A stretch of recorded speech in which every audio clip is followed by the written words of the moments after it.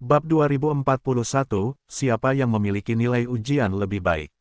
Nama, Sistem Bintang Ilahi Penulis, Serif Kucing Bunga. Plus mematikan mengatur ulang. Pen Fan Club www.novelhall.com, pembaruan tercepat dari bab terbaru Sistem Bintang Tingkat Dewa. Zhang Yu tidak akan melakukan apapun selanjutnya. Dia menghabiskan 2 hari di rumah sebelum dan sesudahnya, dan segera tibalah hari dimulainya sekolah secara resmi. Zhang Yu membawa barang-barang dan kembali ke sekolah untuk secara resmi menyambut kehidupan semester berikutnya. Beberapa orang di asrama bersatu kembali, dan mereka semua sangat bahagia. Mereka keluar pada siang hari untuk makan, yang merupakan perayaan untuk memulai sekolah lagi. Para siswa yang telah mengalami liburan musim dingin kembali ke sekolah satu demi satu. Waktunya tepat sebelum dimulainya paruh kedua semester. Kelas kedua mikroelektronika berkumpul di kelas lagi, dan tentu saja beberapa keluarga senang dan beberapa sedih. Tentu saja, mereka yang senang adalah mereka yang memiliki hasil yang memuaskan di akhir semester lalu, dan mereka yang tidak senang tidak baik. Meskipun tidak akan mencapai titik gantung. Namun, pemeringkatan tahun akademik terkait dengan distribusi beasiswa dan masalah wajah di kelas. Tentu saja, masing-masing memberi perhatian besar. Karena hasilnya dibandingkan, semua orang hanya tahu hasil mereka sendiri, hasil orang lain sama sekali tidak jelas. Setelah bertemu, saya mulai bertanya satu demi satu. Tentu saja, saya ingin memperkirakan peringkat perkiraan diri saya di tahun ajaran melalui prestasi orang lain. Saya tidak lulus ujian tahun ini. Hanya 88 poin. 88 poin sudah bagus. Setidaknya A, nilai poin 3,73, Anda mengirimkannya. Haha, sungguh, saya pikir itu tidak bagus. Ngomong-ngomong, saya tidak tahu berapa banyak yang bisa diatur dalam tahun ajaran. Saya bertanya kepada senior terakhir, saya pikir 60 atau 70 seharusnya hampir sama. Hanya 6 atau 70. Berapa banyak lagi yang kamu inginkan? Ini Jing Yu, semuanya bagus untuk dipelajari. Apakah bagus untuk bisa lulus 60 atau 70 perguruan tinggi di sekolah seperti ini? Kalau begitu saya 81, seharusnya baik-baik saja. Kalau begitu saya 80, seharusnya baik. Apa yang tidak buruk? Jauh dari itu. Tidak, aku 81 poin, hanya 7 poin lebih buruk dari Lu Yun. Ya, aku hanya 8 poin di belakang. 7 poin saja, bahkan jika itu 1 poin.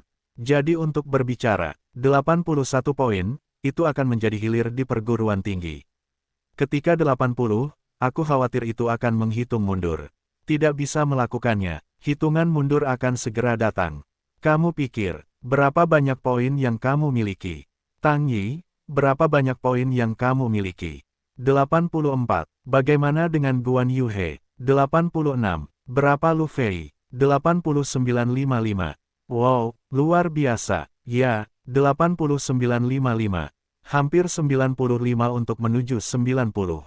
Belajarlah untuk melakukannya. Aku tidak mungkin menjadi yang terendah. Song Junde, berapa banyak poin yang kamu miliki? 85. Aku mengandalkannya, bukankah begitu? Jadi kelasku adalah yang pertama di kelas. Kamu tidak mungkin menjadi yang pertama. Jangan lupa, ada Zhang Yu. Hehehehe, semua orang tersenyum pada saat yang sama. Tidak peduli seberapa buruknya aku tidak bisa berada di depan atau di belakang kaki Zhang Yu. Ketika aku masih sekolah, aku sering menjadi yang pertama di sekolah. Siapa yang bukan yang pertama di sekolah sebelumnya? Ya, Zhang Yu masih yang pertama di provinsi ini. Ngomong-ngomong, kamu bilang Zhang Yu mengatakan dia adalah yang pertama di provinsi ini, apakah kamu membual? Dari mana ini tahu? Zhang Yu pasti membual. Jika dia yang pertama di provinsi ini, aku akan menjadi yang pertama di negara ini. Tentu saja, Bao Ziki adalah orang pertama yang melontarkan keberatan. Semua orang tidak berkata apa-apa. Meskipun semua orang adalah mahasiswa tingkat hegemoni, jika berbicara tentang orang nomor satu di provinsi, itu adalah hegemoni di antara para hegemoni. Itu jelas bukan sesuatu yang dapat dibandingkan dengan hegemoni biasa. Namun, di mata banyak orang, bahkan jika itu adalah yang pertama di provinsi tanpa belajar, itu tidak ada salahnya. Bao Ziki, bagaimana ujianmu? Jenderal, 91. 91 poin. Wow, luar biasa. Setidaknya 10 besar di perguruan tinggi. Seharusnya tidak mungkin. Menurut standar semester lalu, itu adalah 2 atau 30 teratas di perguruan tinggi. Tidak, aku 91 poin, hanya 20 atau 30 di perguruan tinggi. Pikai, apakah beritamu akurat? Aku membandingkan hasil para senior semester lalu. Aku bisa sedikit berbeda, tetapi aku seharusnya tidak jauh berbeda. Terlalu dibesar-besarkan, hanya 29 poin dari 91 poin, persaingannya terlalu ketat. Jalan menuju pembelajaran tidaklah mudah. Sepertinya aku hanya bisa mencoba untuk bersekolah di masa depan. Hahaha, semua orang tidak bisa tertawa. Oh, siapa yang terbaik di kelas kita? Sekarang Bao Ziki. Aku tidak tahu bagaimana ujian para gadis. Hei, beberapa wanita tua, apakah kamu memiliki 90? Wu Yue Jiujin, Tong Jingru 89. Wow, ini juga luar biasa. Ini lebih baik daripada ujianku. Ngomong-ngomong, bukankah fisiologi wanita adalah kelemahan? Bagaimana bisa begitu baik? Siapa bilang wanita lebih rendah dari pria? Apakah kamu tidak pernah mendengar tentang mereka? Hehehehe. Kamu benar, Zhou Xiao, berapa poin yang kamu ambil? Jangan bilang, itu pasti bukan ujian yang bagus. Ya, ujiannya bagus, dan itu pasti yang pertama untuk pamer. Zhou Xiao berkata wajahnya memerah. Aku ingin membenarkan sesuatu, tetapi akhirnya aku tidak berbicara. Haha, sepertinya aku tidak berada di peringkat kedua dari 80. Setidaknya ketiga, aku tidak tahu seberapa puas dengan ujian mereka. Tidak yakin. Apa kau tidak tahu jika kau kembali dan bertanya? Tapi nilai keseluruhan kelas kita rata-rata. Bao Ziki hanya 20 atau 30 dari 91 poin. Sepertinya Sueba ada di kelas lain. Sueba di antara Sueba. Aku tidak tahu metamorfosis seperti apa. Ngomong-ngomong, tidak tahu apakah universitas itu diberi peringkat. Tentu saja, tapi hanya konselor yang bisa melihatnya. Jika kau tidak bertanya pada Suster Yuan, lupakan saja. Tidak ada gunanya. Jika kau ingin membicarakannya, katakan saja. Tidak masalah jika kau tidak ingin mengatakannya. Beberapa orang yang puas saat ini mendorong pintu masuk ke kelas. Melihat ini, Fang Guoxi buru-buru berteriak, puas. Bagaimana hasilmu kali ini? Puas menggelengkan kepalanya dan berkata, tidak terlalu bagus. Berapa poin? 89,55. 89,35 tidak apa-apa. Setidaknya 50 tahun sebelum sekolah. Pikai, apakah kamu benar? Hasil sesi terakhir seharusnya tidak jauh berbeda. Tidak apa-apa, selama tahun baru Imlek, aku sangat diomeli oleh ayahku sehingga aku bahkan tidak memiliki tahun yang baik. Aku tahu bahwa aku sudah 50 tahun yang lalu, dan aku mencekiknya. Kuda tua, apa kabar? 95, aku percaya, orang sungguhan tidak menunjukkan wajah mereka. Ya, hanya 0,5 poin lebih sedikit dari Bao yang lama. Setidaknya, beberapa teratas di kelas kita. Haha, apakah begitu bagus? Kupikir itu normal. Aku melihatnya. Kurasa ujiannya bagus, dan hasil ujiannya bagus. Hahaha, semua orang tidak bisa tertawa ketika mendengarnya. Omong-omong Fang Zitong, bagaimana kamu mengerjakan ujiannya? 93/5. Tidak, itu terlalu dibesar-besarkan. Belajarlah melakukannya. 93/5, setidaknya 20 teratas, stabil. 15 pertama juga mungkin. Sepertinya orang terbaik di kelas kita adalah Fang Zitong. Benar-benar lebih banyak orang daripada orang, barang mati, barang buangan. Aku ingin punya wajah dengan wajah kecil ini, betapa hebatnya menjadi aktor, dan aku tidak perlu belajar. Hahaha, semua orang tidak bisa menahan tawa. Meskipun Bao Ziki juga iri dengan kinerja Fang Zi yang lebih baik daripada ujiannya sendiri, kecemburuan itu tidak ada gunanya. Tetapi ketika dia melihat Zhang Yu, seringai muncul di mulutnya, dan dia sengaja berteriak, benar Zhang Yu. Aku tidak tahu bagaimana kamu mengerjakan ujian. Semua orang mendengar bahwa itu sunyi, semua dengan wajah aneh. Sebenarnya, bukan karena semua orang sengaja mengabaikan Zhang Yu, tetapi semua orang tahu seperti apa kinerja pihak lain. Mengetahui bahwa pihak lain tidak lulus ujian, mereka bertanya di depan umum, bukankah itu tatap muka? Pergi kentutmu, Zhang Yu saling melirik. Bao Ziki tentu saja marah ketika mendengar ini, dan berkata dengan marah, Zhang Yu. Apakah kamu pikir dengan kepemimpinan akademi, kamu tidak perlu khawatir? Aku katakan padamu, kamu akan selalu menjadi penghalang kelas kita. Zhang Yu berkata, katakan aku tertinggal. Bahkan jika kamu tertinggal, aku tidak mungkin tertinggal. Bao Ziki berkata, aku 91 poin. Itu yang tertinggi di kelas kita. Ini adalah yang kedua setelah skor tertinggi. Berapa banyak poin yang kamu miliki? Kamu katakan, lihat siapa yang berada di belakang kita di kelas. Zhang Yu berkata, kamu. Hanya 91 poin. Aku sangat menyesal bertanya berapa banyak poin. Kamu tertinggal. Bao Ziki berkata, katakan aku tertinggal. Berapa banyak poin yang kamu miliki? Kamu katakan. Zhang Yu berkata, aku tidak akan memberitahumu. Monyet pemarah. Kamu. Tentu saja Bao Ziki sangat marah. Penuh pendapat dengan cepat berkata, ayo. Jangan bertengkar. Untuk hasil, untuk itu. Faktanya, beberapa orang yang puas tidak menanyakan hasil Zhang Yu setelah rapat. Alasan utamanya adalah dia malu. Ini secara alami akan mencegah beberapa orang berdebat tentang hal itu. Ma Rongxuan juga berkata, ya. Jangan berisik. Sedikit lebih banyak poin, sedikit lebih sedikit. Itu tidak berarti apa-apa. Bao Ziki berkata, kamu tidak ingin menjadi pembawa damai di sini. Zhang Yu, orang yang menyeret bagian belakang kelas, saya katakan apa yang terjadi padanya. Saya adalah anggota komite pembelajaran, tidak bisakah saya mengkritiknya karena belajar? Zhang Yu berkata, saya menggunakan Anda untuk mengkritik. Saya ingin mengkritik saya tanpa melihat prestasi Anda sendiri. Bao Ziki sangat marah sehingga dia berkata, katakan saya bajingan. Kamu benar-benar tidak tahu malu, kalau begitu, katakan padaku berapa poin yang kau ambil. Zhang Yu berkata, aku tidak akan memberitahumu. Aku marah padamu. Tentu saja, Bao Ziki sangat marah hingga wajahnya menjadi hijau. Ketika beberapa teman tidur Bao Ziki melihat ini, tentu saja mereka tidak mudah untuk menonton. Hao Nandao, Zhang Yu. Jangan bertindak terlalu jauh. Bao Ziki juga anggota komite pembelajaran. Wajar saja jika Anda mengatakan beberapa patah kata tentang pelajaran Anda. Tang Yi berkata, ya, Anda tidak bisa belajar, Anda tidak bisa tidak membiarkan orang lain mengatakannya. Zhang Yu Dao, apa masalahnya dengan komite pembelajarannya? Saya masih komite olahraga. Apakah saya membiarkan Anda keluar untuk 10 putaran?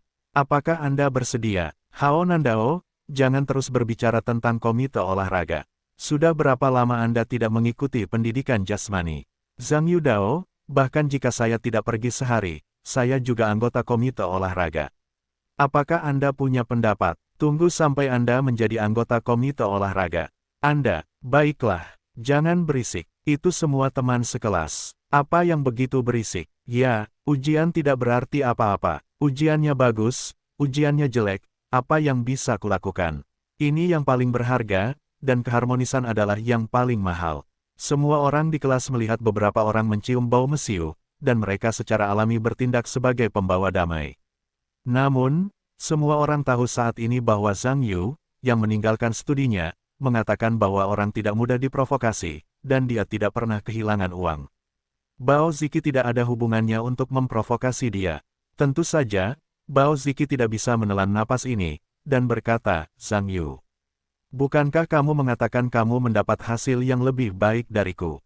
Kalau begitu kamu tidak berani bertaruh denganku. Ayo bertaruh 10.000 yuan. Siapapun yang mendapat nilai tinggi, siapa yang menang? 10.000 yuan. Jangan bertaruh. Zhang Yu menggelengkan kepalanya. Apakah kamu takut? Tidak takut. Itu terlalu sedikit untuk sepadan.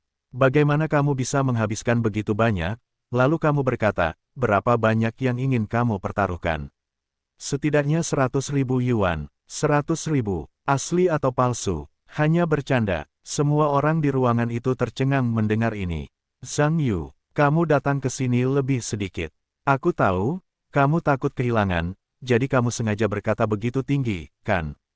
Kamu pikir itu terlalu kecil untuk bernilai 1 juta. Lihat, aku tidak berani mengikuti. Oke, kamu tunggu saja. Bao Ziki buru-buru menyeret Hao Nan ke samping dan bergumam. Semua orang di kelas tahu sekilas bahwa ini adalah pinjaman uang. Tetapi untuk masalah ini, tekanan 100.000 yuan, menurut mereka, sungguh gila. Tentu saja, beberapa orang di Hao Nan tidak ingin meminjamkan uang kepada Bao Ziki. Namun, Dalam kasus di mana pihak lain bersedia mengatakan apa saja dan menghasilkan banyak keuntungan, beberapa orang terakhir mengeluarkan ponsel mereka tanpa daya dan saling meminjamkan uang tahun baru. Tidak lama kemudian, Bao Ziki kembali dengan penuh ambisi dan berkata, Zhang Yu, aku punya 100.000 yuan sekarang, bagaimana menurutmu? Zhang Yu Dao, ada 100.000. Kalau begitu, tekan saja. Kita berdua akan mentransfer uang itu ke tempat yang memuaskan, siapapun yang menang akan mentransfernya ke siapa. Tidak cukup untuk mentransfernya ke tempat yang memuaskan. Kalian berdua memakai celana panjang. Bagaimana jika kalian kehilangan akun kalian dan kehilangannya? Lalu kepada siapa kalian mengatakannya? Transfer ke. Tentu saja Bao Ziki ingin mentransfernya ke Haonan, tetapi dia juga tahu bahwa Zhang Yu tidak akan setuju. Akhirnya, cincin itu melihat sekeliling dan berkata, serahkan ke Wu Yue. Serahkan padaku. Wu Yue juga terkejut sejenak. Ya, Zhang Yu mengangguk dan berkata, Wu Yue, kamu datang untuk membantu kami sebagai wasit. Jika aku kalah, kamu akan mentransfer 200.000 ke Bao Ziki. Jika aku menang, Bao Ziki adalah 100.000. Aku menyumbangkannya ke Yayasan Bantuan Anak dan Pemuda Dongsing, dan aku akan memberimu akunku untuk sementara waktu. Bao Ziki berkedut beberapa kali ketika dia mendengar nama itu. Lagi pula, dia punya banyak uang terakhir kali, dan akhirnya masuk ke kantong yayasan ini, yang membuatnya ingin melupakannya. Semua orang di kelas sudah tahu bahwa terakhir kali, Bao Ziki ditipu dan menyumbangkan lebih dari 100.000 barang. Ini akan mendengar Zhang Yu menyebutkannya lagi, semua dengan wajah aneh. Beberapa gadis di sekitar melihat ke arah Wu Yue. Wu Yue ragu-ragu dan berkata, baiklah, oke. Tapi kamu bisa membicarakan persyaratannya sekarang. Aku akan mengikuti persyaratannya dengan ketat untuk sementara waktu. Zhang Yu menatap Bao Ziki dengan provokatif dan berkata, jika kamu ingin berjudi, transfer saja uangnya. Ngomong-ngomong, tambahkan padaku dan sumbangkan ke Yayasan Anak-Anak dan Penyelamatan Provinsi Dongsing. Kenapa? Aku khawatir kamu akan kehilangan hutangmu, dan kemudian urus Wu Yue untuk meminta uang. Bao Ziki tiba-tiba ragu-ragu. Bagaimanapun, ini adalah 100.000 keping, bukan pistol mulut biasa untuk mengosongkan pistol, juga salah untuk mengatakan ragu-ragu. Tang Yi buru-buru berkata, kurasa tidak apa-apa. Hao Nan juga menyela, ayolah. Tidak masalah apa yang kau miliki dan apa yang aku miliki. Kurasa itu tidak layak dipertaruhkan. Canda Yu, tetapi sekarang setelah aku menambahkan uangku sendiri, suasana hatiku akan segera berbeda.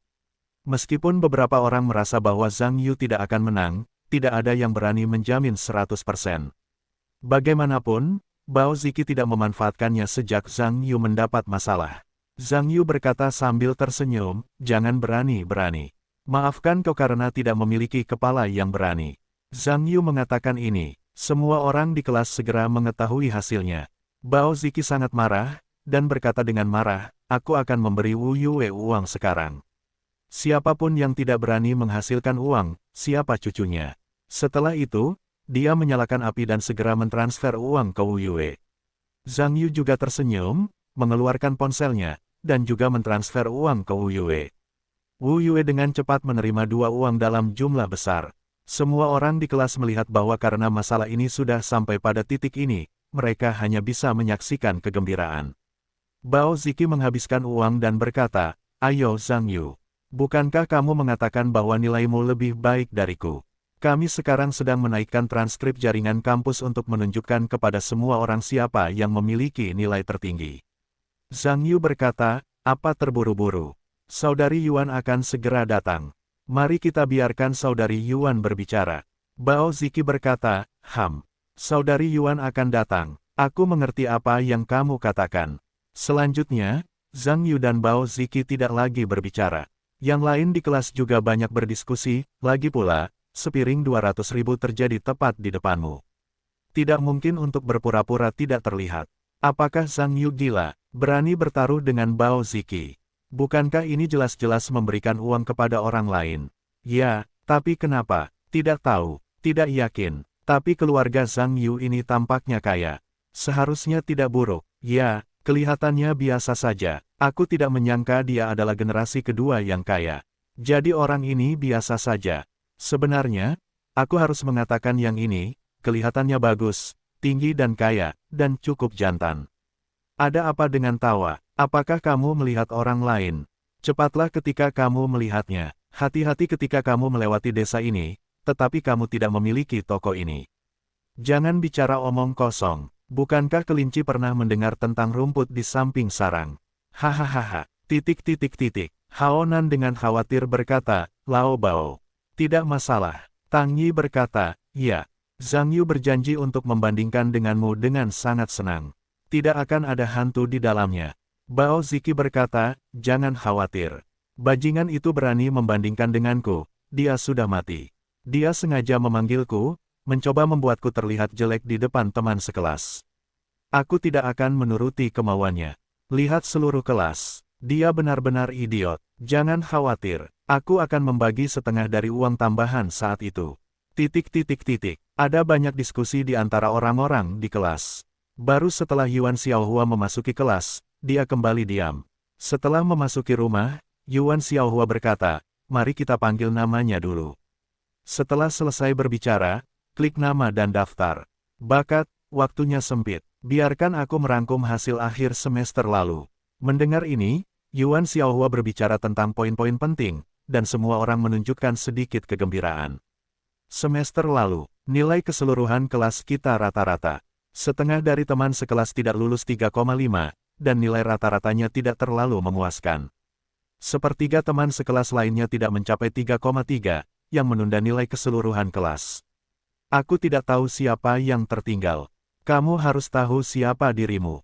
Jika kamu masih mendapatkan hasil yang sama di paruh kedua semester, aku akan menelepon orang tuamu. Tapi untungnya, kelas kita tidak melakukannya. Ini berita baik. Ketika semua orang mendengar ini, ternyata menjadi aneh. Kamu harus tahu bahwa Zhang Yu tidak datang ke sekolah selama beberapa bulan di mata semua orang. Bagaimana mungkin itu tidak dilakukan? Bahkan jika itu adalah ujian susulan, itu belum dimulai. Apakah Zhang Yuzhen begitu bersemangat? Tidak datang ke sekolah selama beberapa bulan, masih tidak meninggalkan pelajaran. Tentu saja, Bao Ziki agak jelek. Karena Yuan Xiaohua berkata demikian, jelas bahwa Zhang Yu tidak menutup telepon, sehingga dia bisa terlihat baik dan dia marah. Yuan Xiaohua berkata, setengah dari teman sekelas kita memiliki nilai rata-rata lebih dari 3,5, dan mereka masuk 50 besar pertama tahun ajaran. Hanya ada 6 siswa, kelas kita memiliki nilai terburuk di 4 kelas pada tingkat yang sama. Tetapi ada hal yang baik, hal itu masih memuaskan bagi saya. Itu adalah tempat pertama di tahun ajaran, di kelas kita. Petik 2. Wow, semua orang di kelas terkejut ketika mereka mendengar ini. Tahun ajaran pertama, nyata atau palsu? Siapa yang begitu baik di kelas? Tahun pertama tahun ajaran masih sangat rendah hati. Kakak Yuan, siapa yang begitu hebat? Ceritakan kepada kami tentang itu.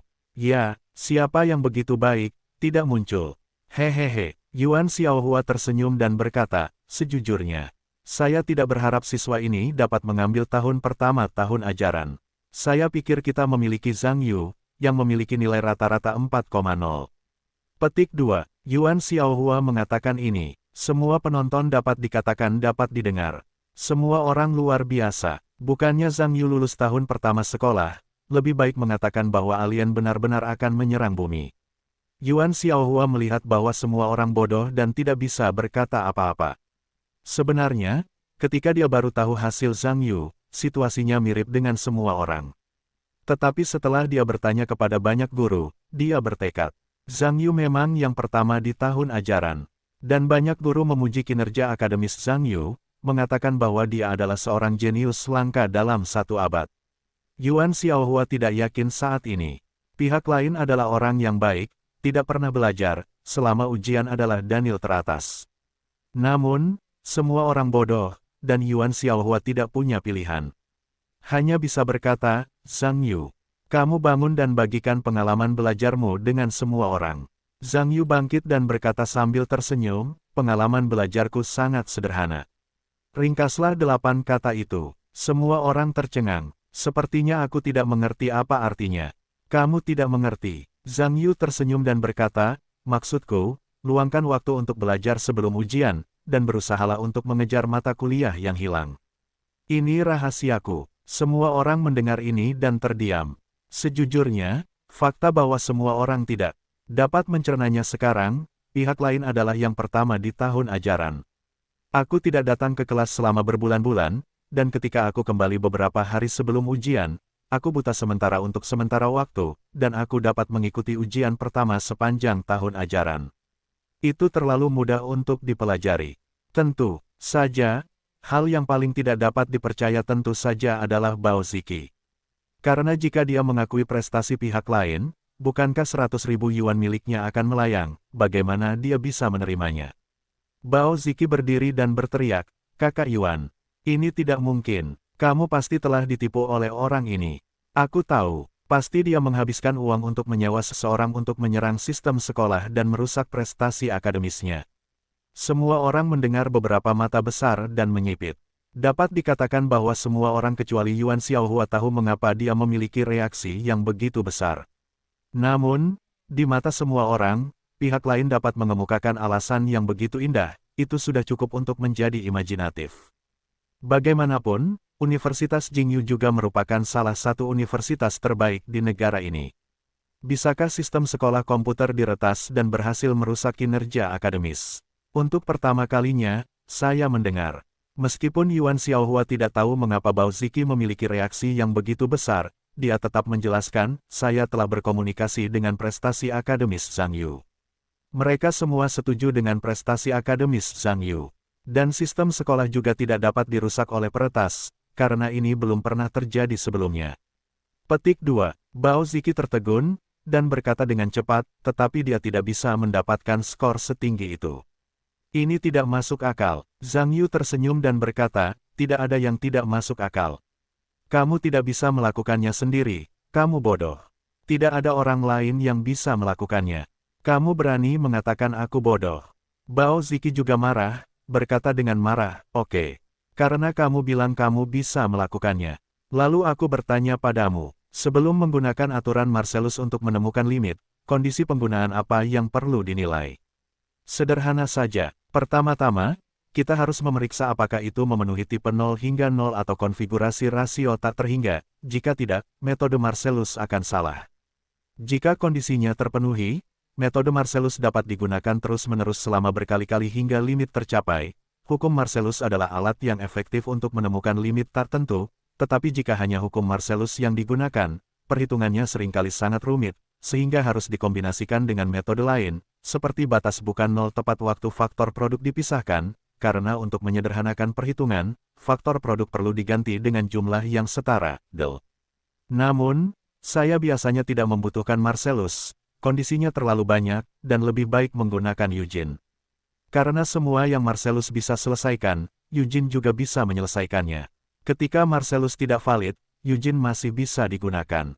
Tidak ada yang salah dengan Eugene. Setelah Zhang Yu selesai, Bao Ziki benar-benar tercengang. Karena pihak lain menjawab dengan sempurna, dia tidak bisa menemukan kesalahannya. Semua orang di rumah juga memiliki beberapa mata besar dan mata kecil. Untuk mengetahui bahwa pertanyaan ini tidak mudah dijawab, belum lagi fakta bahwa awan air seperti itu tidak ragu untuk mengatakannya, itu bahkan lebih sulit. Haonan mengerutkan kening dan berkata, "Lalu Anda berbicara tentang bagaimana memahami dua tugas utama di Tiongkok modern dan hubungan mereka." Zhang Yu Dao, sederhana. Berjuang untuk kemerdekaan nasional dan mencapai kemakmuran dan kekuatan nasional adalah hal yang berbeda dan saling terkait erat. Karena sistem sosial yang membusuk, membatasi perkembangan kekuatan produktif dan menghambat kemajuan ekonomi dan teknologi. Jika Anda ingin mengubah sistem sosial ini, Anda akan memenangkan kemerdekaan nasional dan pembebasan rakyat untuk mencapai kemakmuran dan kemakmuran nasional. Tanpa perjuangan melawan imperialisme dan feodalisme, mustahil untuk menggulingkan imperialisme dan pemerintahan reaksioner Tiongkok. Jika Anda ingin mengubah urat nadi imperialisme untuk mengendalikan ekonomi dan keuangan kita, gunakan hak istimewa untuk negara kita. Sejumlah besar komoditas dumping menindas perkembangan industri dan perdagangan nasional Tiongkok. Perlu untuk menghapuskan kepemilikan tanah feodal tuan tanah dan sistem politik otoriter. Hanya dengan cara ini produktivitas pedesaan dapat dibebaskan dan meningkatkan kehidupan petani. Jika pembangunan dan kapasitas industri dan perdagangan nasional tidak dapat diperluas, mustahil untuk mencapai tujuan persatuan nasional dan stabilitas sosial. Oleh karena itu, kita harus memfokuskan upaya kita pada modernisasi di bidang ekonomi, budaya, dan pendidikan untuk mencapai kemakmuran dan kesejahteraan bagi negara dan kemakmuran dan kebahagiaan bagi rakyat. Apakah ada masalah? Hao Nan tercengang. Sebaliknya, dia melihat orang-orang di sebelahnya. Tang Yi juga berdiri dan berkata, apa saja komponen sistem komunikasi? Dapatkah Anda memberikan contoh komponen-komponen ini dan perannya? Zhang Yudao, sumber, perangkat pengirim, saluran, sumber kebisingan, perangkat penerima, wastafel. Sumber adalah sumber pesan. Perannya adalah mengubah berbagai pesan menjadi sinyal listrik asli, seperti telepon, kamera, mesin telex, dan komputer. Semua jenis perangkat terminal digital adalah sumber, fungsi dasar perangkat pengirim adalah untuk mencocokkan sumber dan saluran, dan mengubah sinyal pesan yang dihasilkan oleh sumber menjadi sinyal yang cocok untuk transmisi di saluran. Modulasi adalah metode konversi yang paling umum, saluran adalah mengacu pada media fisik yang mentransmisikan sinyal. Saluran dapat berupa kawat, kabel, atau serat. Sumber gangguan bukanlah perangkat yang ditambahkan secara artifisial, tetapi berbagai perangkat dalam sistem komunikasi dan melekat pada saluran. Itu tidak diinginkan. Dapat diterima fungsi dasar perangkat adalah untuk menyelesaikan transformasi terbalik dari perangkat pengirim, yaitu, untuk melakukan modulasi, decoding, del. Termasuk demultiplexing dan percabangan yang benar. Apakah ada? Petik 2. Semua orang mendengar ini diam dan sunyi. Semuanya tampak sedikit aneh. Bao Ziki buru-buru mengambil sebuah buku, membalik beberapa halaman, dan menyerahkannya kepada Zhang Yudao. Kalau begitu tanyakan nilai LR pada rangkaian berikut untuk mendapatkan daya maksimum, dan hitunglah efisiensi yang seharusnya dimiliki rangkaian tersebut saat ini. Zhang Yu mengambil kertas dan pena untuk menulis di atasnya, dan menyerahkannya kepada pihak lain dalam waktu singkat. Beberapa orang di Hao Nan juga berdesakan saat ini, dan mereka melihatnya bersama-sama. Pada saat yang sama, mereka masih menegosiasikan gerakan. Hasil akhirnya adalah bahwa Zhang Yu benar. Sun Mingye berpikir sejenak dan berkata, Zhang Yu, saya juga akan mengajukan pertanyaan kepada Anda. Di komputer Late Garcia, dapatkah unit aritmatika secara langsung menangani data di memori utama dan memori eksternal? Jika tidak, yang hanya dapat menangani unit penyimpanan apa di CPU? Di komputer Late Garcia, unit aritmatika tidak dapat secara langsung menangani data di memori utama dan memori eksternal. Ia hanya dapat menangani unit kontrol di CPU. Apa isi penelitian uji mikro nano? Pengujian tingkat wafer, pengujian tingkat die, dan pengujian tingkat perangkat. Beberapa orang bergegas membalik buku, dan mengajukan serangkaian pertanyaan rumit kepada Zhang Yu. Tetapi Zhang Yu tidak terkecuali, dia menjawab semuanya. Pada akhirnya, seluruh kelas menjadi tertarik dan berdiri satu persatu. Anda punya pertanyaan dan saya punya pertanyaan. Tetapi apakah itu serangan atau pertarungan roda? Zhang Yu menjawab semua pertanyaan. Pada akhirnya, semua orang di kelas harus percaya bahkan jika mereka tidak mempercayainya. Pihak lain adalah tipe siswa super dalam arti sebenarnya. Semua orang penuh dengan pendapat, dan mereka semua tertawa. Lihat. Apakah saya katakan, Zhang Yu adalah nomor 1 provinsi. Ujian masuk perguruan tinggi adalah metamorfosis. Tidak mungkin. Tentu saja, semua orang juga saling menatap dengan mata besar dan menoleh ke Bao Ziki dengan ekspresi aneh. Bao Ziki benar-benar tercengang saat ini. Beberapa orang di Hao Nan juga menjadi labu pahit. Lagi pula, mereka saling meminjamkan semua uang tahun baru mereka. Ini tidak apa-apa, dan semuanya menjadi sumbangan. Yuan Xiaohua tentu tidak tahu rahasia kecil apa yang ada. Sudah lama sejak aku melihatmu.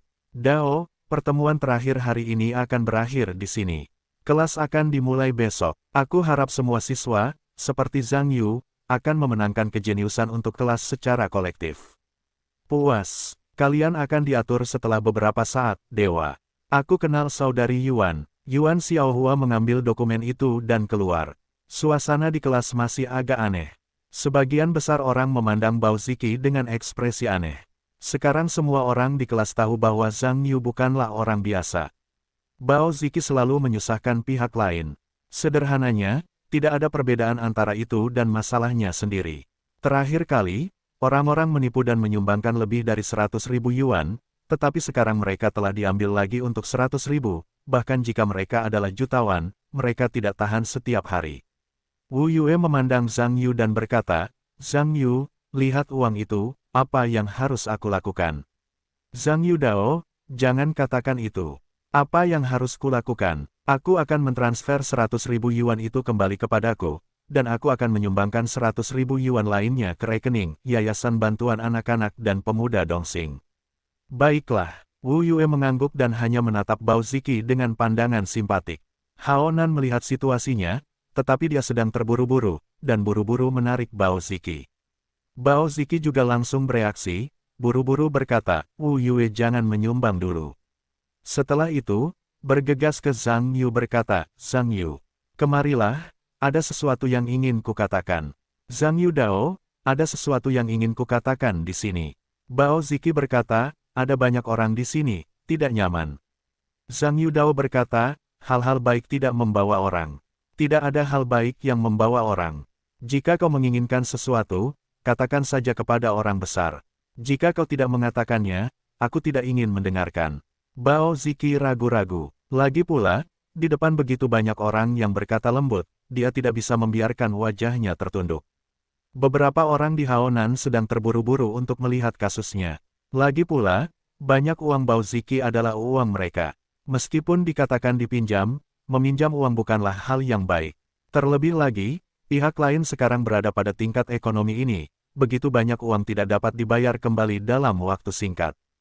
Hao Nan buru-buru berkata, Zhang Yu, Bao tua itu tidak sengaja menaikkan standar denganmu tadi. Sepertinya itu adalah wajah teman sekelas, aku hanya melupakannya. Zhang Yu Dao, kamu bilang itu mudah. Bahkan jika kamu kalah, maka kamu menang. Juga melupakannya. Bukankah si pelit membiarkannya mengambilnya? Hao Nan Dao, hanya bercanda. Mengapa kamu harus serius? Tang Yi juga berkata, iya. Mereka semua berada di kelas yang sama, tetapi kamu tidak dapat melihat kepalamu saat kamu melihat ke bawah. Zhang Yu berkata, ayolah. Persekutuan macam apa yang kau miliki denganku? Jika dia benar-benar memperlakukanku sebagai teman sekelas, tidak mungkin dia mengeluarkan 100.000 yuan dan berteriak serta membunuhku. Ini yang dia minta, tidak masalah bagi kalian berdua. Hao Nan Dao, tidak masalah bagaimanapun. Ada 30.000 milikku dalam 100.000 yuan. Tang Yi juga berkata, ada 20.000 milikku. Sun Mingye juga buru-buru berkata, ada 6.000 milikku. Zhang Yu tertawa, ini aneh. 100.000 keping uang yang jelas-jelas milik Bao Ziki itu tidak ada hubungannya denganmu. Hao Nan Dao, uang itu dipinjam oleh Bao Ziki dan beberapa dari kita. Zhang Yu Dao berkata, itu bukan urusanku. Aku mengaku berjudi dan kalah. Kau tidak tahu, mengenai uangmu, kau yang salah, debitur yang punya pemilik. Aku tahu aku menang, jadi 100.000 yuan itu hanya sumbangan. Wu Yue, akunku sudah dikirim kepadamu. Kau akan menyumbangkan 100.000 yuan itu kepadaku sekarang. Wu Yue, jangan menyumbang dulu. Zhang Yu, jangan marah, tenanglah dulu. Hao Nan mengatakan ini dan menoleh ke Bao Ziki, dengan cemas berkata, Bao Ziki, cepatlah bicara. Hal ini jelas-jelas kau. Jika kau memprovokasinya, jangan terburu-buru meminta maaf kepada Zhang Yu. Tang Yi hanya berkata, Bao Ziki, kau akan mengembalikan uang itu kepada kami sekarang, atau kau akan mengakui kesalahan kepada Zhang Yu sekarang. Setidaknya kembalikan uang kami. Sun Mingye juga buru-buru berkata, aku hanya punya 6.000 lembar buku lama. Kau baru saja mengatakan itu, kau akan membayarku kembali setelah bertaruh. Tentu saja, Bao Ziki enggan, tetapi masalahnya adalah uangnya juga dipinjam oleh beberapa orang, dan jumlahnya lebih dari 40.000. Labu Pahit berkata dengan wajah, Zhang Yu, kali ini, aku sudah keterlaluan. Bisakah kamu melihat wajah semua orang sebagai teman sekelas? Mengapa kamu tidak melihat wajah teman sekelasmu ketika kamu bertaruh denganku sebelumnya? Sekarang biarkan aku melihat wajah teman sekelasmu ketika kamu kalah. Apakah menurutmu itu mungkin? Bao Ziki tentu saja malu. Ragu-ragu sejenak dan berkata, tetapi terakhir kali aku sudah menyumbangkan 100.000 yuan. Jika kamu menyumbangkan 100.000 lagi, itu lebih dari 200.000. Aku tidak punya uang sebanyak itu, aku meminjamnya dari Haonan. Apa pentingnya bagiku siapa yang kamu pinjam? Bukan aku yang meminjamnya, siapapun yang meminjamnya akan habis. Bao Ziki terpaksa tidak melakukan apapun. Sekarang, Ketika dia memikirkan lebih dari 40.000 yang telah dia tabung, dia akan menamparkan telur ayam dan berkata bahwa dia berutang lebih dari 50.000 utang luar negeri. Dia cemas. Akhirnya, aku hanya bisa menggertakkan gigiku dan berkata, Zhang Yu. Aku salah. Ini semua salahku. Itu karena aku tidak mengendalikan diri. Tolong maafkan aku kali ini. Tolong. Setelah melihat ini, Hao Nan buru-buru berkata, Ya Zhang Yu. Kamu lihat bahwa Bao Ziki telah mengaku kepadamu di hadapan begitu banyak teman sekelas. Maafkan dia kali ini. Tang Yi juga buru-buru berkata, Zhang Yu, tolong ampuni orang lain dan ampuni orang lain. Sun Mingye juga berkata, Bao Ziki telah mengakui kesalahannya. Zhang Yu, maafkan dia kali ini. Zhang Yu, lupakan saja. Ya, mereka semua adalah teman sekelas. Dia tahu bahwa dia salah. Orang-orang di kelas juga menjadi pembawa damai. Puas dan Marongsuan melihat ini, dan mereka semua melihat ke arah Zhang Yu.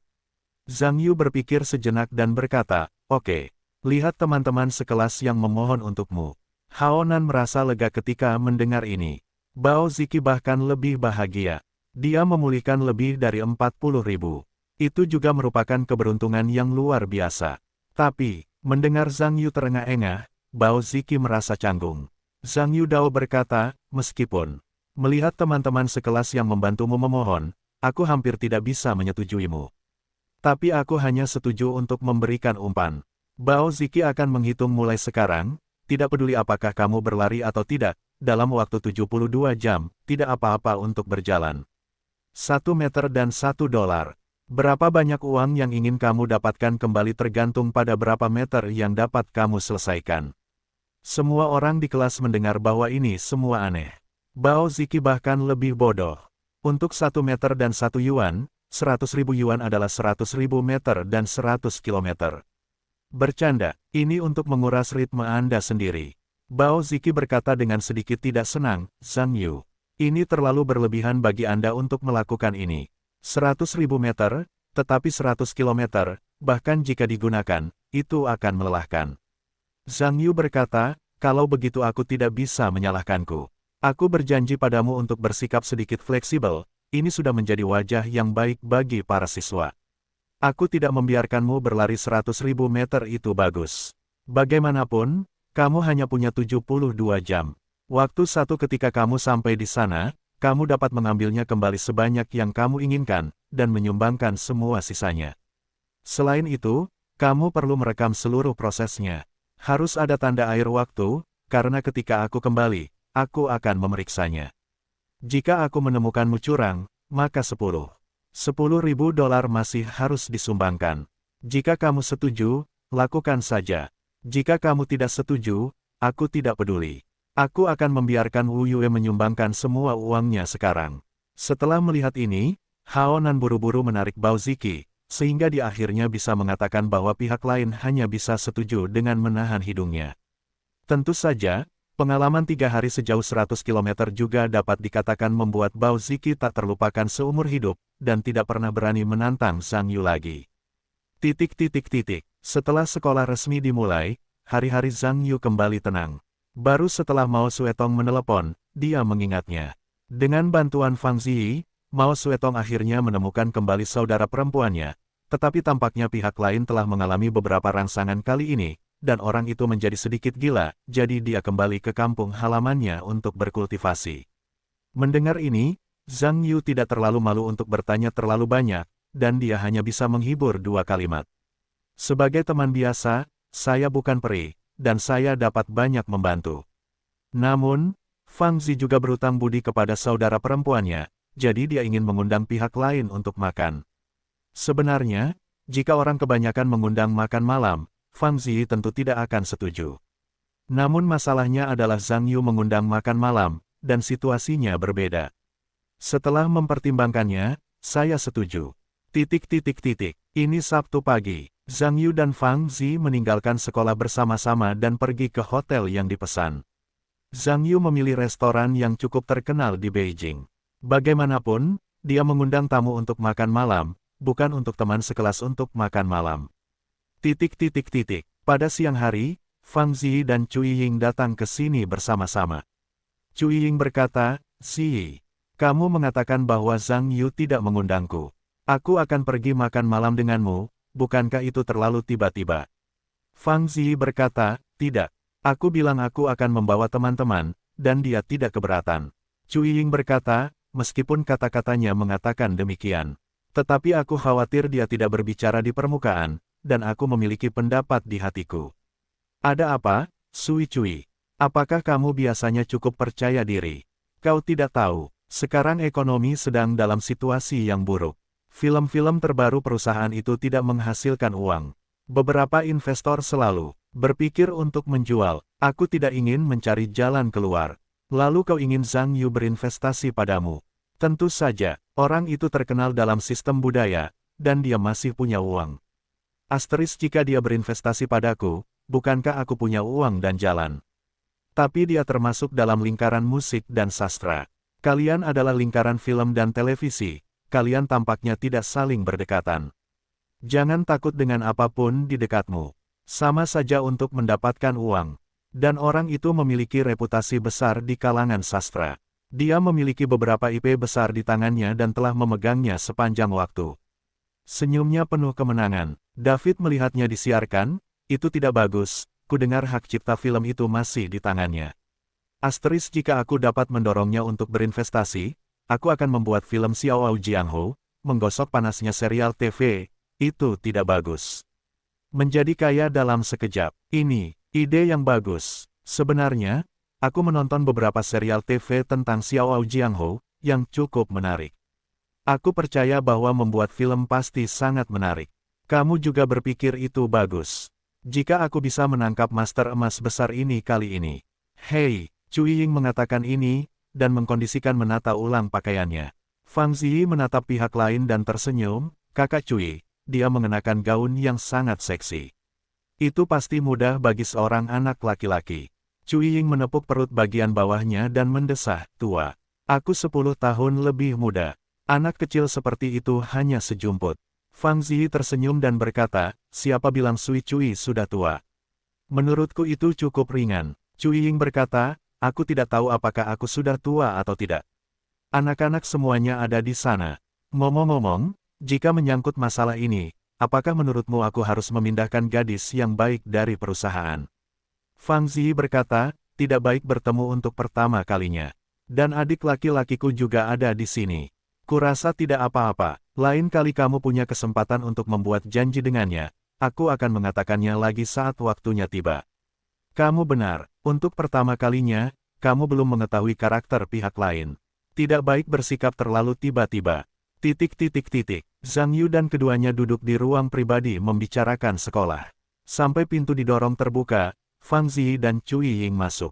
Kemarilah, cepatlah. Zhang Yu buru-buru bangkit dan mendudukkan mereka berdua.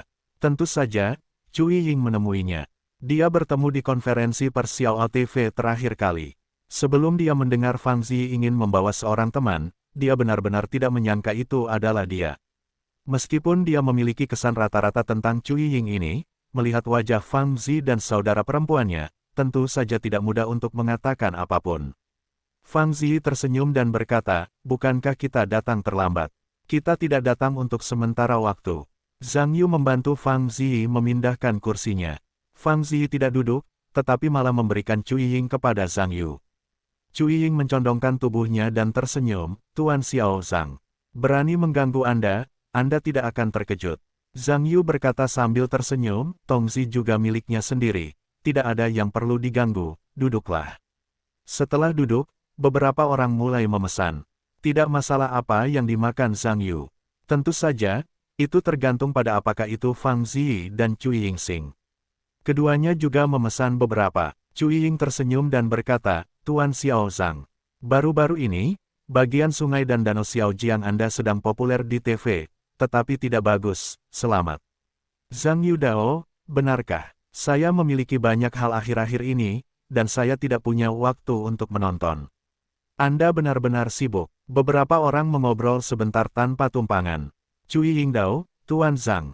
Saya tidak tahu apa pendapat Anda tentang industri film dan televisi. Zhang Yu Dao, saya tidak tahu banyak tentang industri film dan televisi. Dan sekarang saya sibuk belajar, dan saya tidak punya waktu untuk fokus pada yang lain.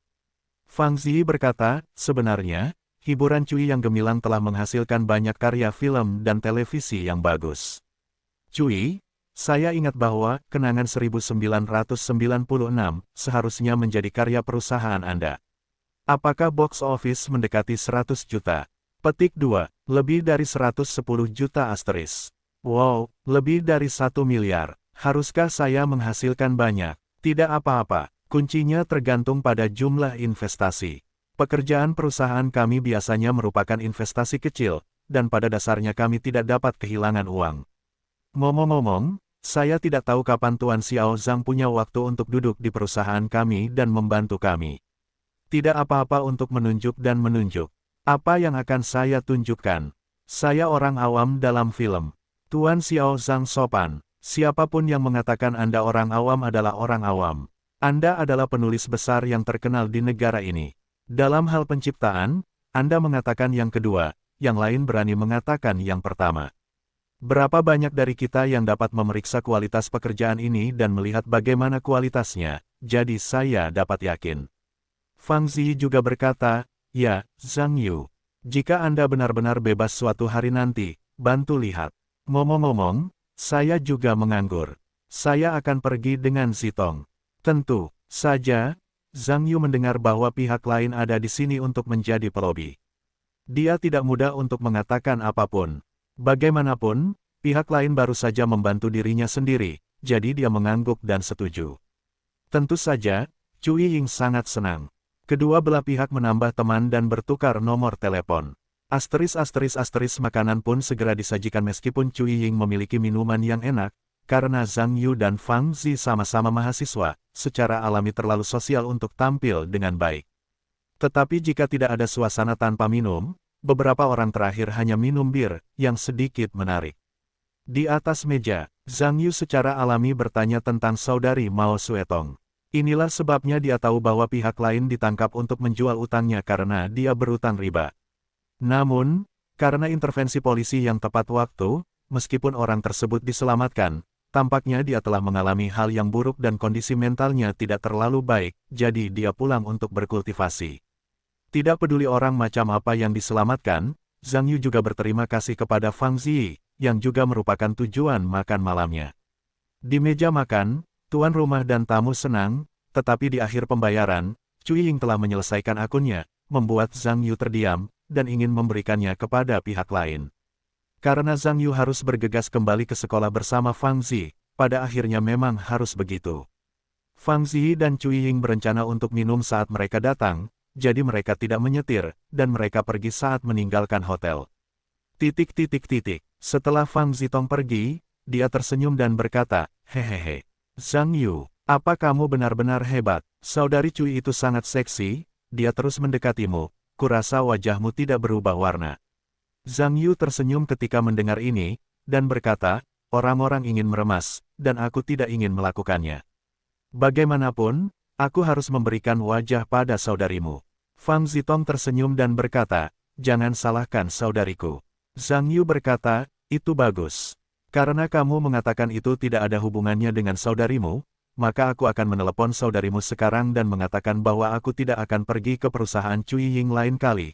Jadi aku mengatakan bahwa kamu mengatakan saudari Cui tidak benar. Setelah dia selesai, dia mengangkat telepon dan memutar nomor. Fang Zi, ayo, kamu bisa mengampuni aku. Seperti yang diketahui adikku, dia tidak boleh memarahiku.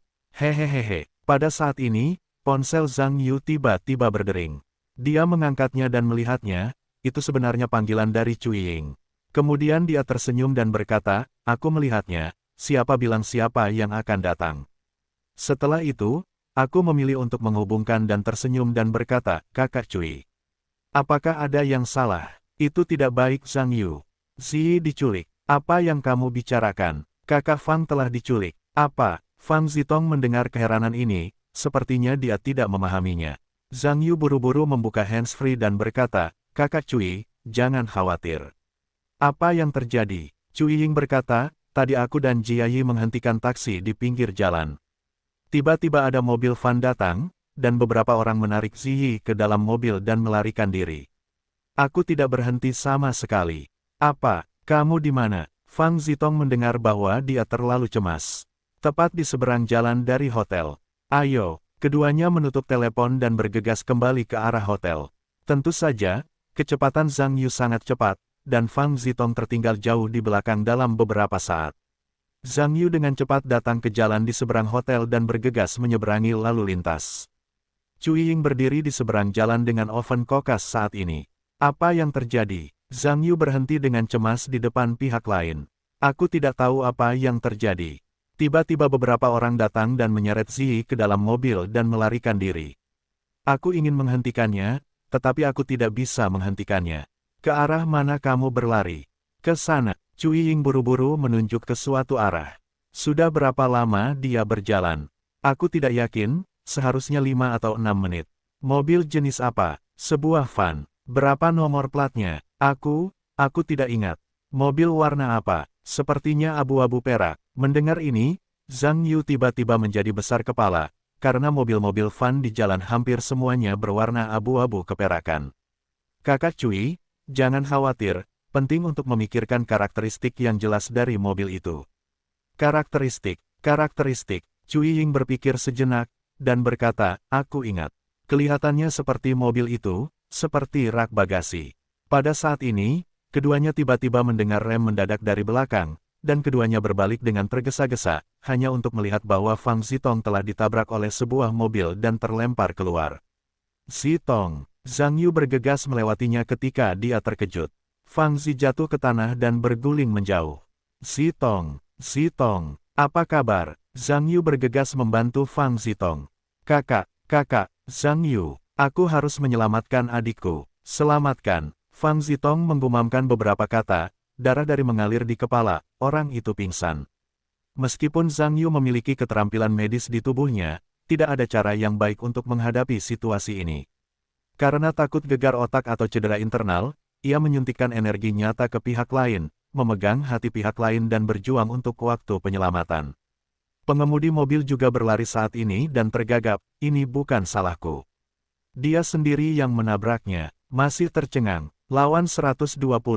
Zhang Yu buru-buru berteriak. Pengemudi dengan cepat mengeluarkan telepon dan memutar nomor darurat. Cui Ying juga berlari saat ini. Zhang Yu menyerahkan Fang Zitong kepada pihak lain dan berkata, Saudari Cui. Lihat saja idenya, telepon polisi saja. Aku akan mengejarnya, hati-hati. Cui Ying mengangguk. Zhang Yu bangkit dan berlari ke tengah jalan, lalu menghentikan taksi. Bocah, mati kau. Rem mendadak, teriaknya.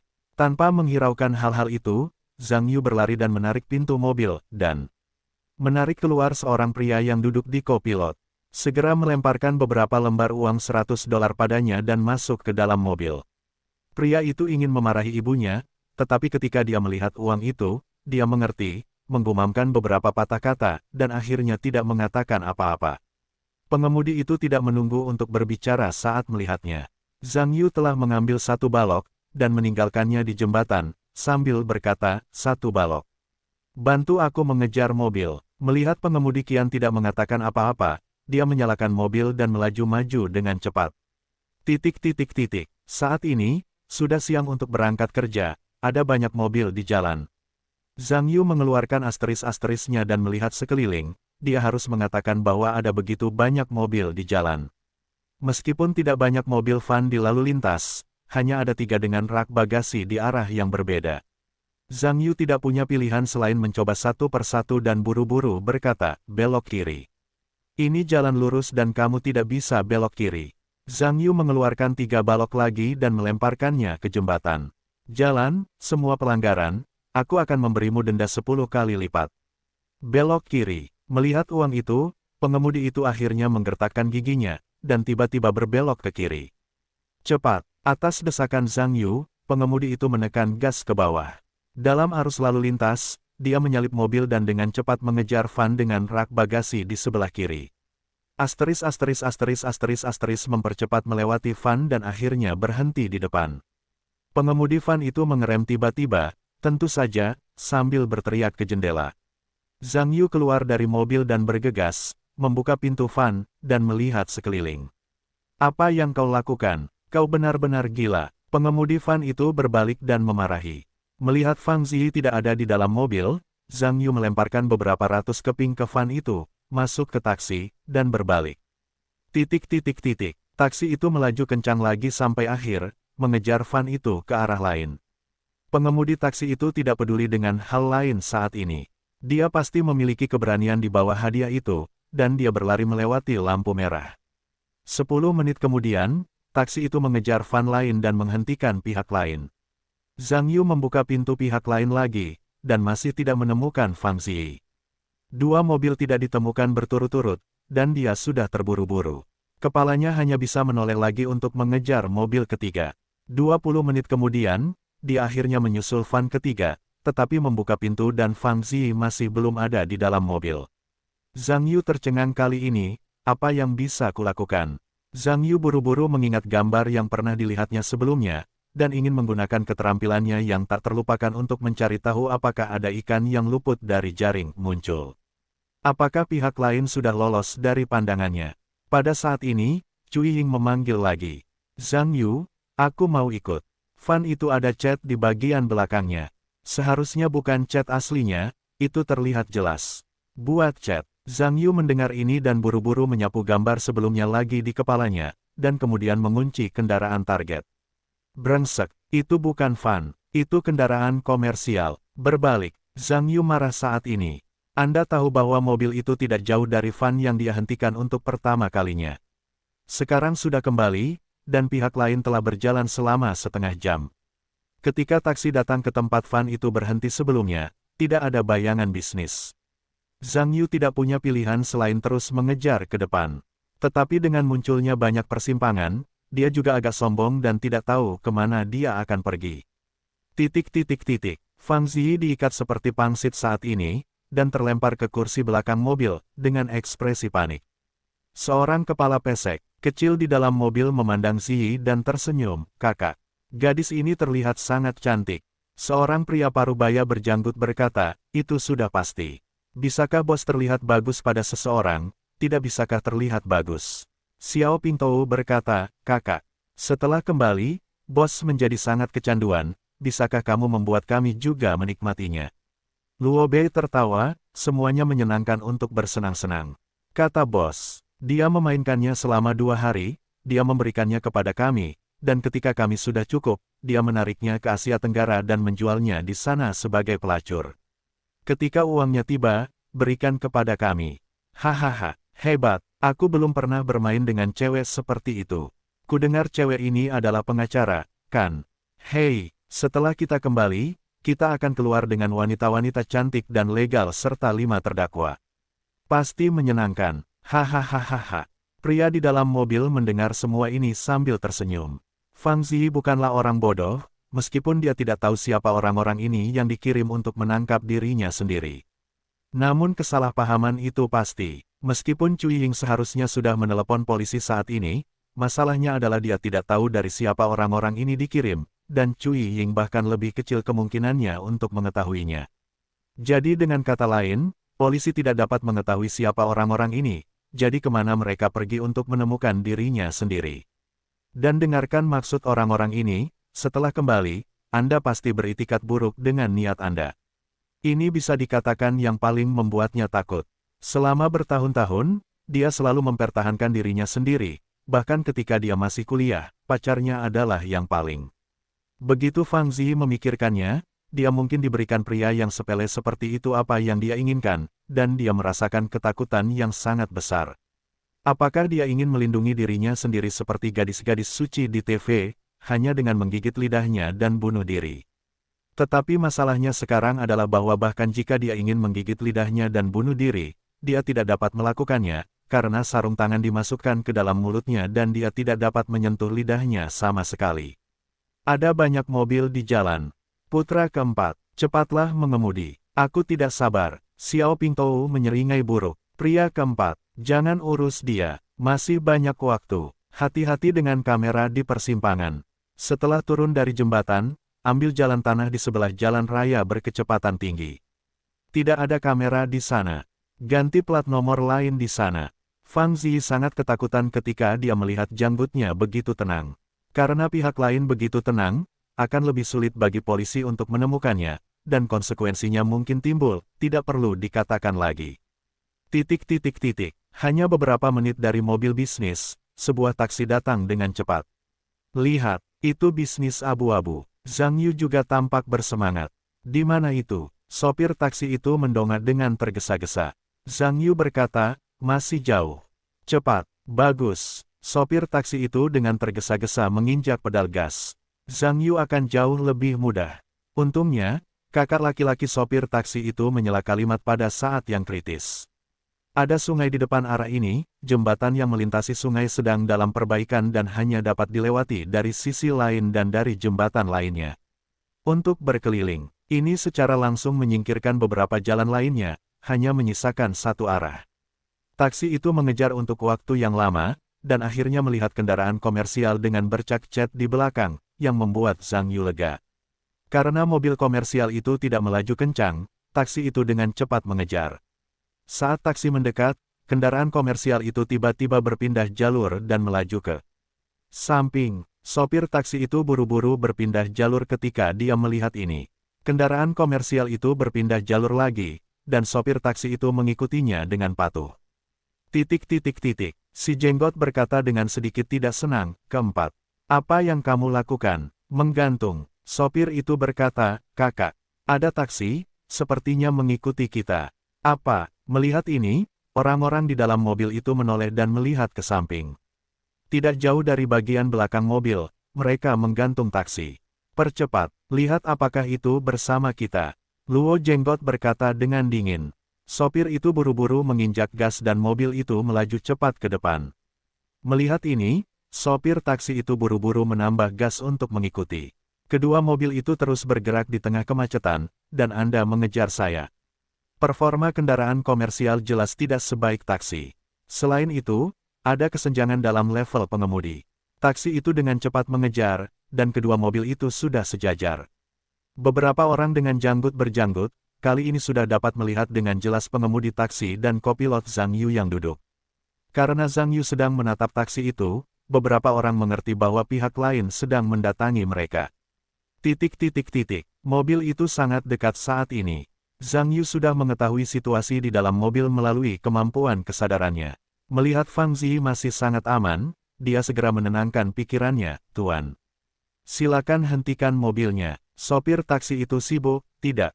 Mobil ini terlalu cepat. Kalau mobilnya tidak berhenti, kita semua akan sampai. Zhang Yu berkata, kalau begitu tabrak dia dan biarkan dia memperlambat kecepatannya. Kamu bisa tenang. Aku akan membelikanmu mobil baru setelah kejadian itu. Aku akan memberimu 50.000 yuan kerja keras. Sopir taksi itu ragu-ragu dan berkata, sepertinya ada beberapa orang di dalam mobil mereka. Kalau terjadi kecelakaan dan kematian, aku akan mendapat masalah. Zhang Yu berkata, tidak apa-apa, aku akan mengurusnya jika terjadi sesuatu yang salah. Kelompok orang ini adalah penculik.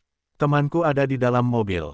Aku harus menyelamatkannya. Sopir taksi itu ragu-ragu dan menggelengkan kepalanya, itu tidak baik. Aku tidak berani, atau kamu bisa mengganti mobilnya lagi. Zhang Yu terdiam dan berkata, kalau begitu berikan saja mobilnya padaku. Aku akan memberikanmu uang mobilnya, dan aku akan datang sendiri. Sopir taksi berkata, itu tidak akan berhasil. Zhang Yu berkata, aku akan memberimu 1 juta. Segera transfer uangnya. Sopir taksi itu ragu-ragu dan akhirnya menggelengkan kepalanya, itu tidak baik. Aku harus bertanggung jawab jika terjadi kesalahan. Kakak, tolong cari orang lain. Sopir taksi itu bukan orang bodoh, begitu banyak orang di dalam mobil, begitu banyak nyawa. Jika terjadi kesalahan, tidak ada sejuta hal yang dapat dilakukan. Tepat ketika Zhang Yu ragu-ragu apakah akan merebut mobil itu dengan paksa. Kendaraan komersial itu melintasi jalan masuk dan menabraknya. Meskipun kendaraan komersial itu tidak secepat taksi, berat badannya lebih berat daripada taksi, dan itu bengkok. Sopir taksi itu layak menjadi pengemudi tua. Dia menanggapi dengan cepat. Begitu mobilnya lepas kendali, dia bergegas memutar kemudi, dan dia dengan cepat mengambil alih kendali mobil lagi. Tetapi baru saat itulah dia menyadari bahwa mobilnya telah ditabrak oleh jalan samping di bawah jembatan. Pengemudi kendaraan komersial itu telah menurunkan jendela dan tersenyum serta mengangkat jari tengahnya ke arah taksi dan Zhang Yu. Putar balik, Zhang Yu buru-buru berkata, aku tidak bisa menoleh. Ini adalah jalur satu arah di bawah jembatan, dan ada mobil di belakang. Sopir taksi itu berkata tanpa daya. Zhang Yu melirik lingkungan sekitarnya dan buru-buru berkata, cepat maju. Orang keempat, dia tidak akan mengejar dalam lingkaran lagi, kan? Luo Bei bertanya, tidak, itu jalan samping menuju jembatan. Tunggu mereka kembali dalam lingkaran. Kita sudah menyeberangi jembatan. Ada banyak jalan di sisi jembatan, dan mereka pasti tidak akan menemukan kita. Bagus, beri kamu kredit. Cewek itu akan menjual uangnya dan memberimu amplop merah besar. Terima kasih bos.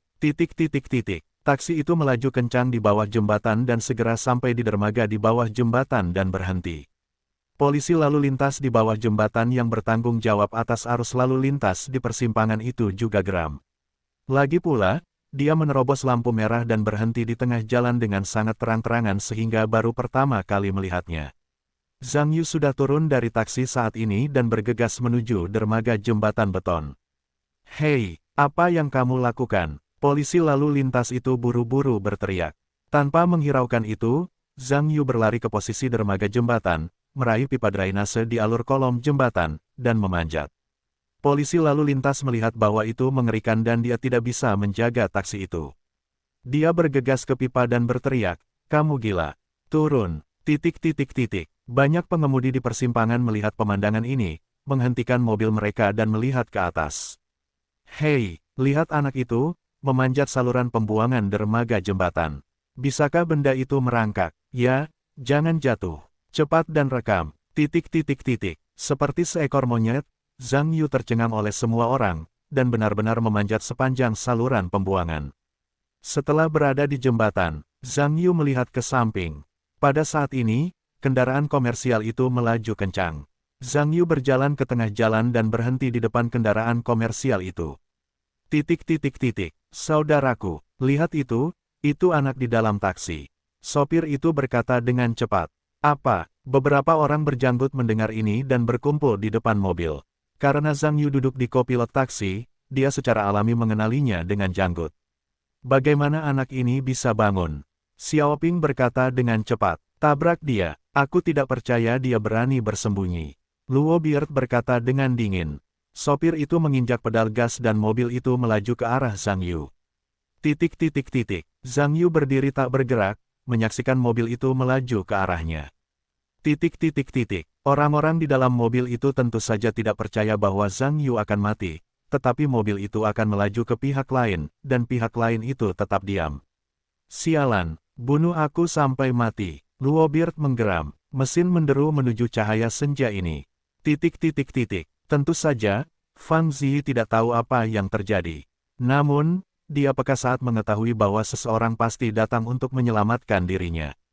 Mengenai siapa dia tidak yakin, tetapi mendengarkan deru janggutnya membuatnya sedikit takut. Zhang Yu tiba-tiba bergerak pada saat terakhir, dan tiba-tiba berbalik, dan akan melewati dari depan mobil dengan siku, memecahkan jendela di samping kursi pengemudi pada saat yang sama. Dia melompat keluar dari mobil.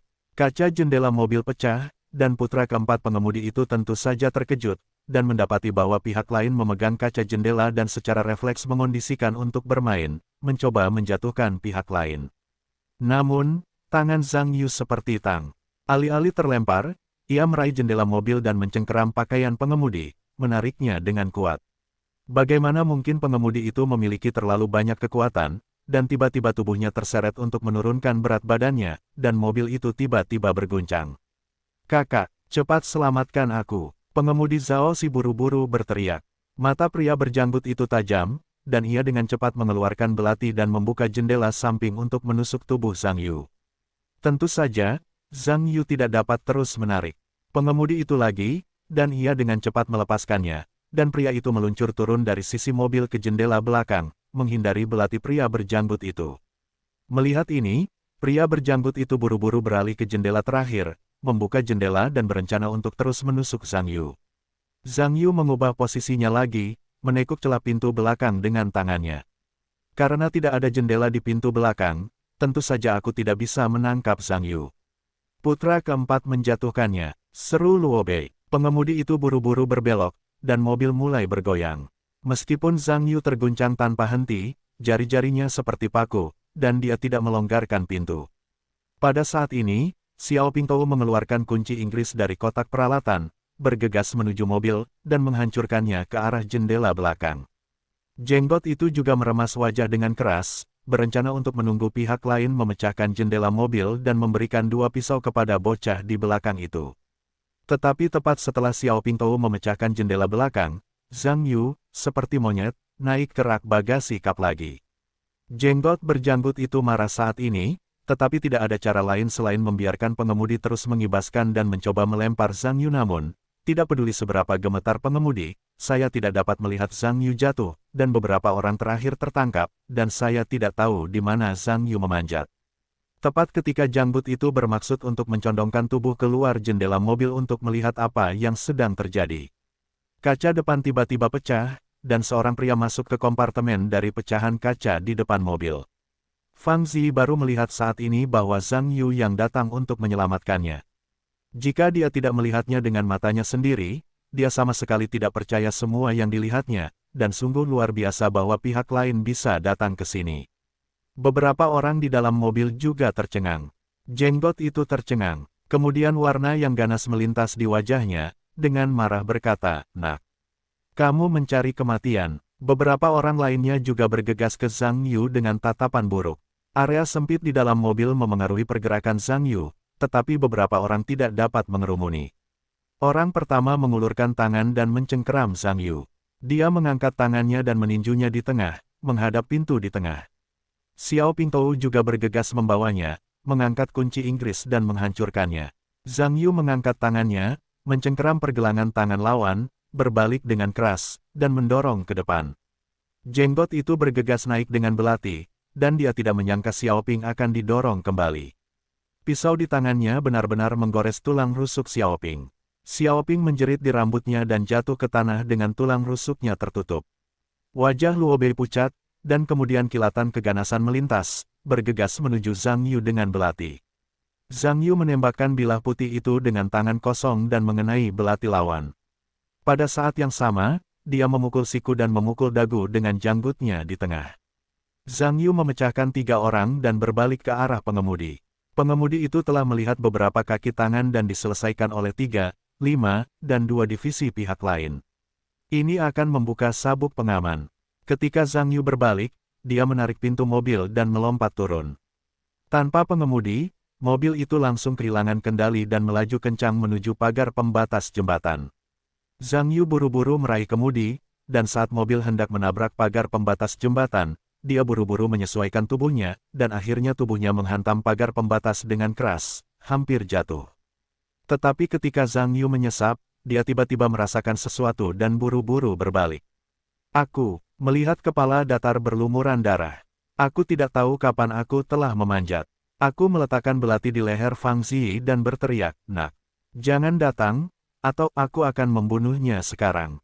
Zhang Yu melirik Xiao Pingtou dan berkata, "Kau tidak boleh lari lagi. Serahkan dirimu, aku tidak menyerah. Kau lepaskan aku, kalau tidak, aku akan mati bersamanya. Jangan impulsif, aku bisa melepaskanmu." Zhang Yu berbalik dan membuka pintu, memberi isyarat untuk mengundang. "Kau turun dulu." Xiao Pingtou bukanlah orang bodoh, karena anak laki-laki di dekatnya membuatnya merasa berbahaya. Zhang Yu mengangguk dan berjalan menuruni mobil. Tepat saat dia hendak turun, Xiao Pingtou mengendur. Tiba-tiba, Zhang Yu menjabat tangannya, dan pisau meja terlepas dari tangannya. Kepala Xiao Ping berteriak, "Ah!" Pada saat yang sama, Zhang Yu juga bergegas, mengangkat tinjunya, memukul pintu di tengah kepala datar kecil itu, dia jatuh dari belakang, dan orang itu pingsan. Zhang Yu buru-buru memeluk Fang Zi dan melepaskan talinya. Setelah Fang Zi dilepaskan, dia menangis. Mobil polisi akan segera datang. Beberapa orang dibawa kembali ke kantor polisi. Masalah itu segera diketahui. Ternyata Fang Zi bertanggung jawab atas kasus tahun sebelumnya. Karena menolak pembelian tunai terdakwa dijatuhi hukuman 1 tahun penjara. Terdakwa membencinya. Setelah dibebaskan dari penjara, ia langsung memerintahkan tangannya untuk membalas dendam pada Fang Ziyi. Untungnya, Zhang Yu yang menembaknya. Kalau tidak, kasus ini pasti tidak akan terpecahkan dalam waktu singkat. Meskipun Fang Ziyi diselamatkan, ia sama sekali tidak senang. Karena Fang Ziyi tertabrak mobil dan diselamatkan di rumah sakit, hidup dan matinya tidak pasti. Fang Zitong menyelamatkan siang dan malam, dan akhirnya dipindahkan ke ICU dan menjadi vegetatif. Masalah ini merupakan pukulan besar bagi keluarga lainnya. Meskipun Fang Ziyi diselamatkan, tetapi melihat situasi saudaranya, dapat dikatakan juga bahwa setiap hari adalah mencuci mukanya dengan air mata. Hal-hal Fang Zitong juga mengejutkan di kelas. Tidak ada yang menyangka bahwa orang baik tiba-tiba berubah menjadi vegetatif. Tetapi banyak hal telah terjadi dan tidak ada cara untuk terkejut. Selama Zhang Yu punya waktu untuk liburan, dia pergi ke rumah sakit untuk menjenguk Fang Zitong. Karena Zhang Yu menyelamatkan nyawa Fang Ziyi, Fang Zitong, ayah Fang Zitong, tentu sangat berterima kasih padanya. Jika rata-rata orang sudah setua itu, keluar masuk rumah sakit sungguh menyebalkan. Sampai suatu hari Zhang Yu menemukan kesempatan, hanya ketika dia sendirian di bangsal, dia mengeluarkan jarum perak itu sambil menyeringai dan menatap Fang Zitong di tempat tidur. Fang Hongda berdiri dengan wajah jelek di depan tempat tidur rumah sakit dan berkata, "Dokter Song, kapan anak saya akan bangun?" "Dokter," Song berkata, "ketika Anda bangun, sulit untuk mengatakannya. Seseorang bergantung pada cedera pasien dan perbaikan saraf selama pemulihan. Pada saat yang sama, pasien juga membutuhkan beberapa rangsangan eksternal, seperti akupuntur dan elektroterapi. Itu adalah metode pemulihan yang sangat baik. Anda biasanya harus lebih banyak berbicara dengan pasien dan membicarakan hal-hal yang menjadi perhatiannya. Saya yakin itu akan sangat membantu pemulihannya." Fang Ziyi berkata, "Saya berbicara dengannya setiap hari." Tetapi dia tidak menanggapi. "Dokter," Song berkata, "anggota keluarga perlu bersabar. Pemulihan vegetatif adalah pekerjaan jangka panjang, tidak sesederhana yang dibayangkan." Fang Hongda dan Fang Ziyi mendengar wajah-wajah ini sedih. Zhang Yu tiba-tiba berkata saat ini, "Ya, dokter. Saya akan bertanya, jika itu adalah sesuatu yang dulu disukai pasien, saya dapat membantunya menemukannya."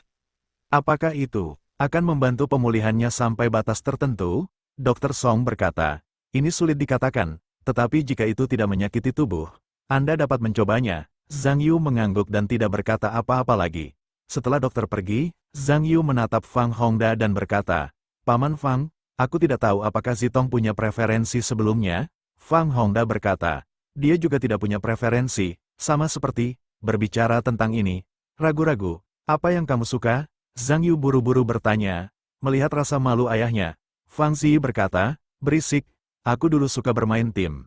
Tapi ayahku tidak suka dia bermain band." Zhang Yu berpikir sejenak, dan berkata, "Tim bermain seharusnya tidak bermain sendiri, mereka yang dulu bermain dengannya.